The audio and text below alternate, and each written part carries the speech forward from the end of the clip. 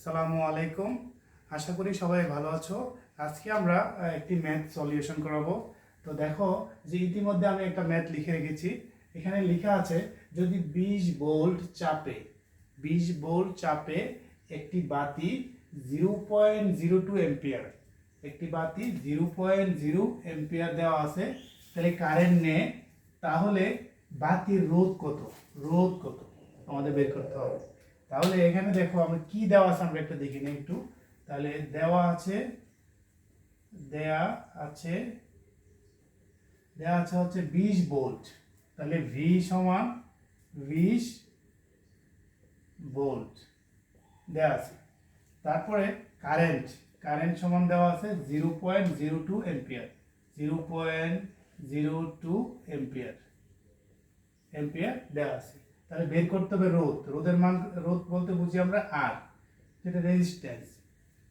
ওকে, এটা আমাদের দেওয়া আছে। তাহলে আমাদের আর এর মান বের করার জন্য আমরা একটা সূত্র জানি।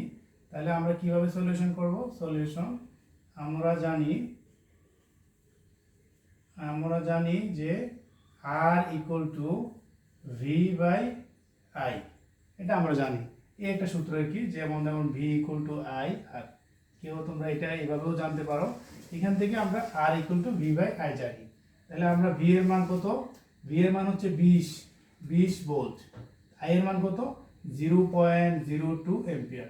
তো তোমরা যদি এটা ক্যালকুলেটরে ক্যালকুলেশন করো তাহলে কি আসে? তাহলে দেখো আমি ক্যালকুলেটরে ক্যালকুলেশন করি যে 20 ভাগ 0.02 এম্পিয়ার, তাহলে আসে যে 1000 ওহম চলে আসে। তাহলে 1000 ওহম আসে।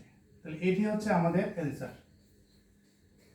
তো তোমরা আশা করি তোমরা এই ম্যাথটি বুঝতে পেরেছো। যদি এই টাইপের ম্যাথ আরও আছে, তোমরা এগুলা সলভ করতে পারো। যদি কোথাও সমস্যা হয় কমেন্ট করে আমাকে জানাবে। ধন্যবাদ সবাইকে।